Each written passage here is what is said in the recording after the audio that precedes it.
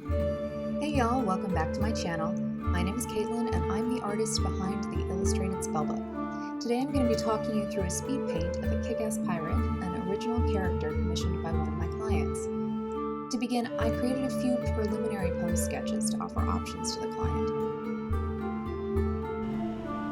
Because I knew the poncho the character wears would create a squarish silhouette, I wanted to pose her so that she took up space, but also so that she didn't look like a blob with legs. I'm working on making my poses more dynamic, something I can struggle with since I come from a costume design background. I have to remind myself that character is more than being able to see all the details at once.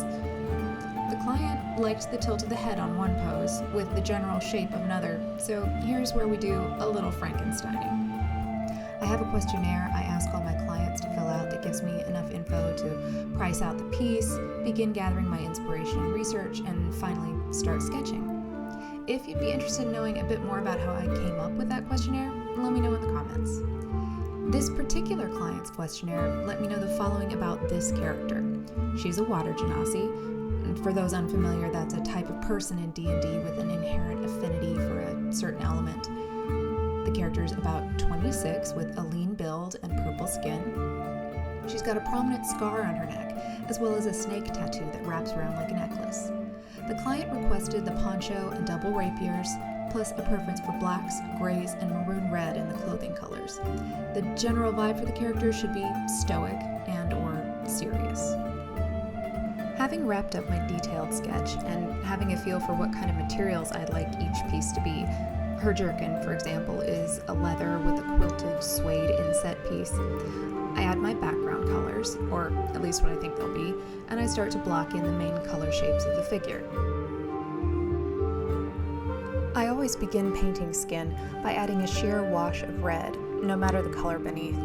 I really like the round, wet sketch brush from Blue Satan for soft washes of color with skin. I'll link where you can buy that brush set for Procreate below.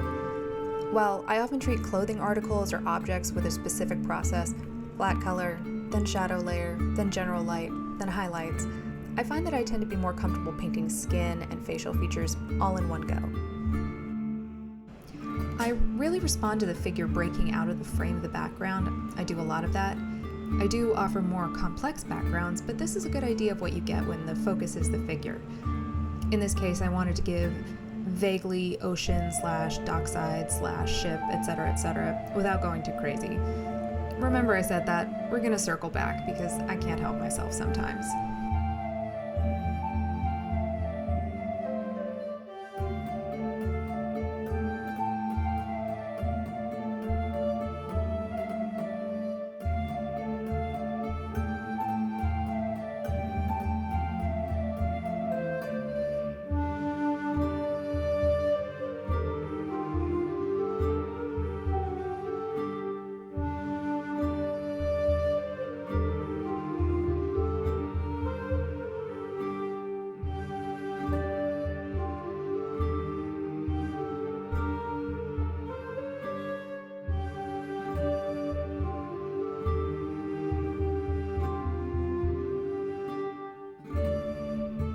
Coming up on the final details now.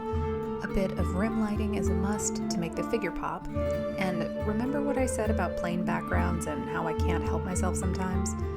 I did take a shortcut and pop in a photo of clouds as a base. I find clouds really tricky to paint a lot of the time, and I did some color picking as I painted over them, but I think it adds a lot to the piece. Here is what I submitted to the client. She responded really well, but asked for a couple of tweaks. She wanted a more subtle purple for the skin tone, and a narrower chin and jawline. And voila, the finished piece.